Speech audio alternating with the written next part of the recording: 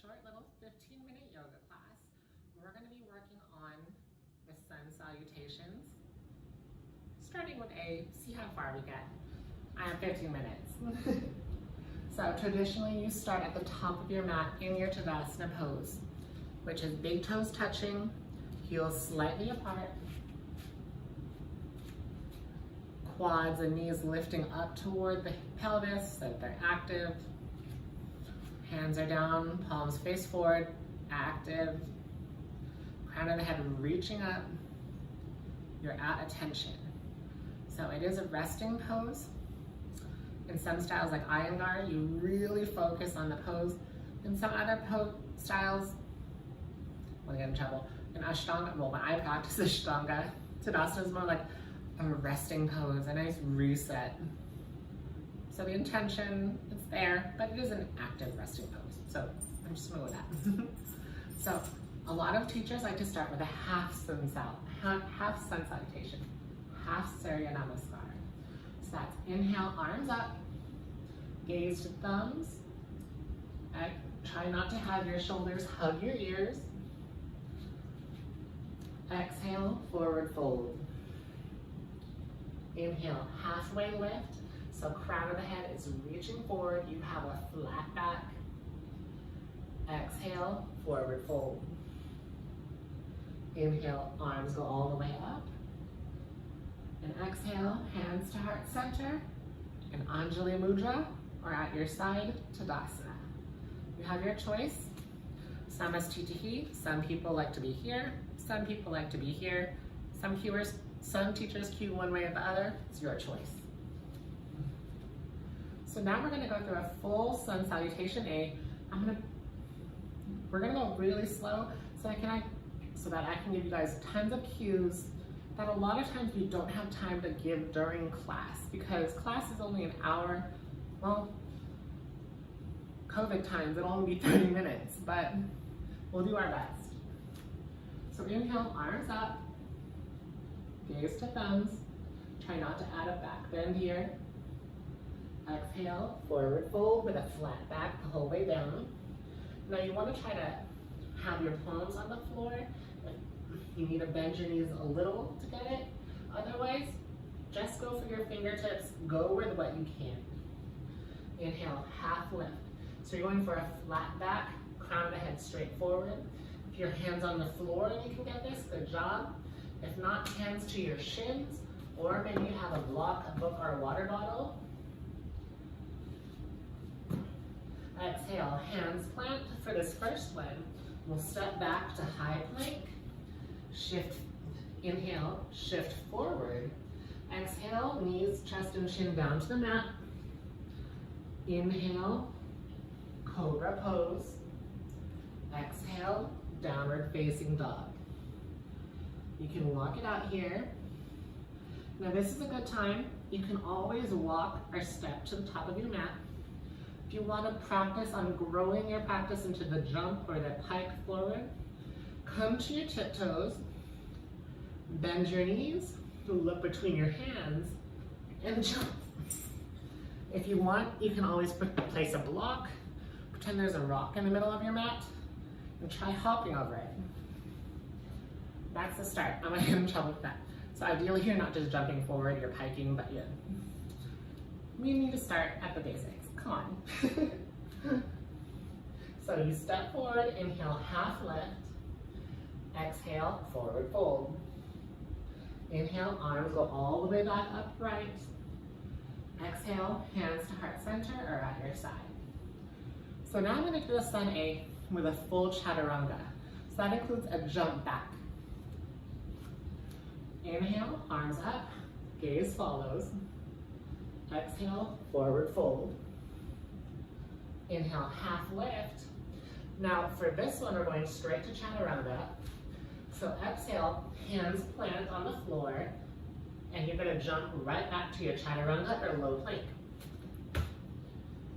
Inhale, cobra or up dog. And exhale, downward facing dog.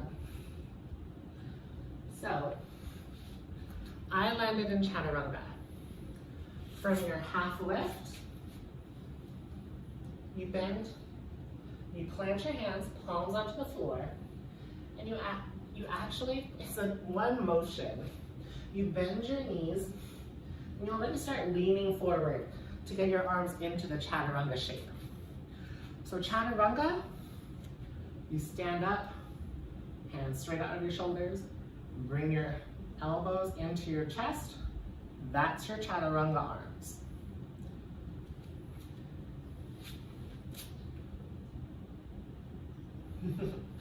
So you're making a 90-degree angle with your elbow.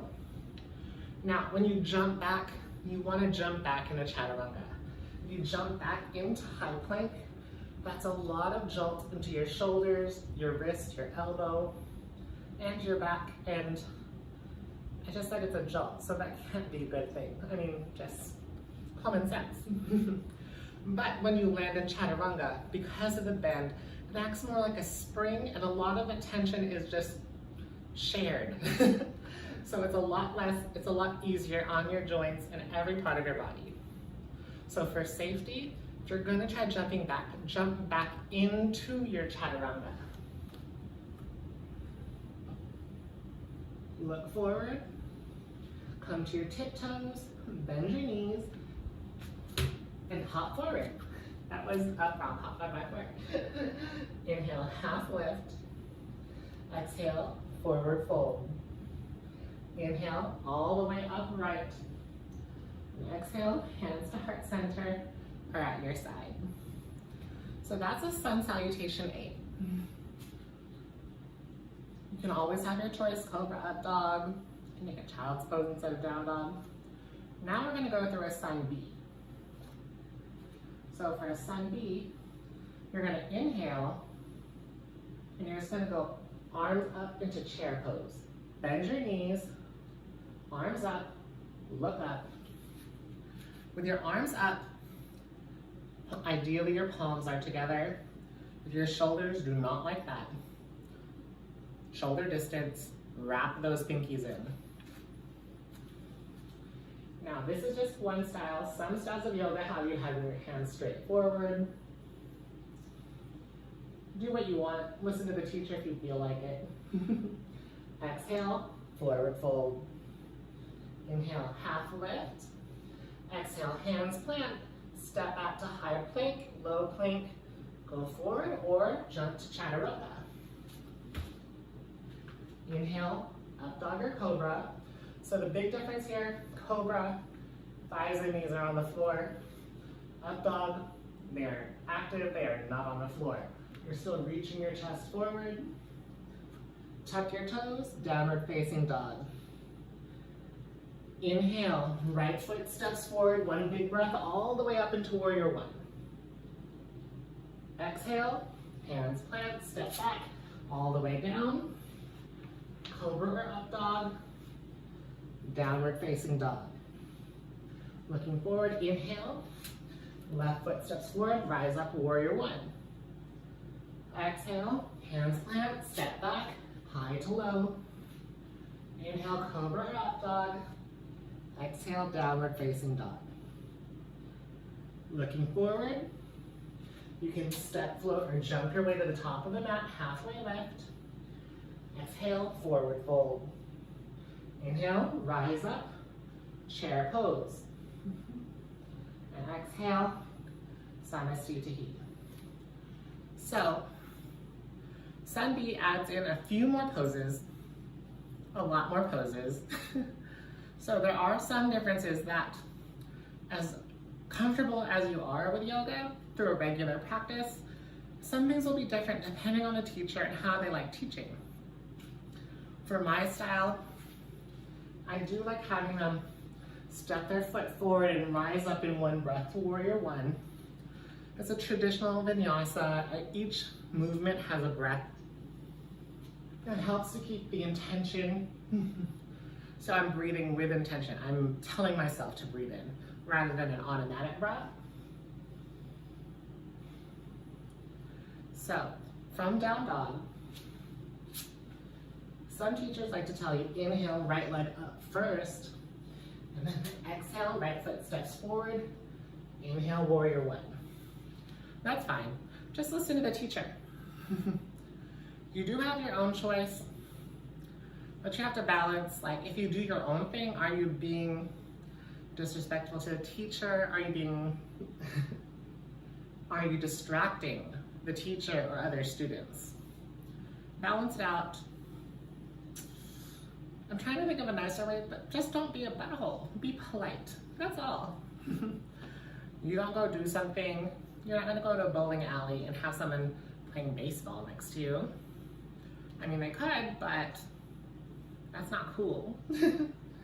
So, just a little pose breakdown. In Warrior One, when you step forward, the front foot facing straight ahead, you're gonna then shift the back foot and angle it to a 45-degree angle. Hips are still facing forward, and your arms are gonna rise up, just like in chair pose. Palms are touching, if that's good for you. If not, shoulder distance. Bending into that right knee. Now, you should be able to have, ideally you would have heel going right to heel, almost like you're on a tightrope. Just like I said, be kind to yourself. If your hips don't like that, widen your stance a little. You might find it's easier, you should find it's easier to square your hips so when your feet are a little hip distance, possibly, but just not on the heel to heel ratio. Then when you exhale, hands plant, you go through a vinyasa, you find yourself in downward facing dog. Same for the left side, and the left foot steps forward, right foot is at that 45-degree angle. And then you come back to the front at the very end after your child's pose, finding your Tadasana, your Samasthiti. Take a deep breath in, deep breath out. Deep breath in, and a deep breath out. So that was a Sun A and a Sun B quick breakdown, including some poses and some cues that you might not get just because we tend to do them at the beginning of class and we're like bam, bam, bam. So I'm going to show you one more variation. So it starts on your knees. This is a restorative salutation. So you're sitting in a hero's pose. So feet together on your knees, standing up on your knees, well, kneeling, hero's pose. So I learned this as part of my restorative yoga training.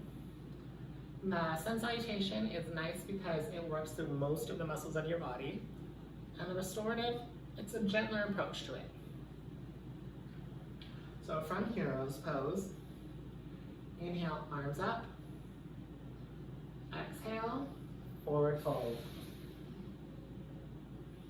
Inhale, tabletop. Exhale, fold. This is also child's pose, by the way. Knees together, child's pose. Inhale, smooth yourself forward. Cobra pose. Toes together, open up your knees. Wide-legged child's pose.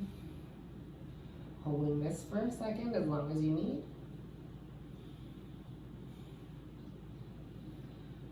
Inhale, cobra. Exhale, knees together, child's pose. Up to your tabletop. Exhale, child's pose. Inhale, walking your hands together towards your hips to bring yourself upright, hands up. Exhale, hands to heart center, or on your lap, palms face up. And that's a restorative salutation for you. Because that one's restorative, you really just go through the general movements of it. If something hurts, don't do it that way. Alter it till it works for you.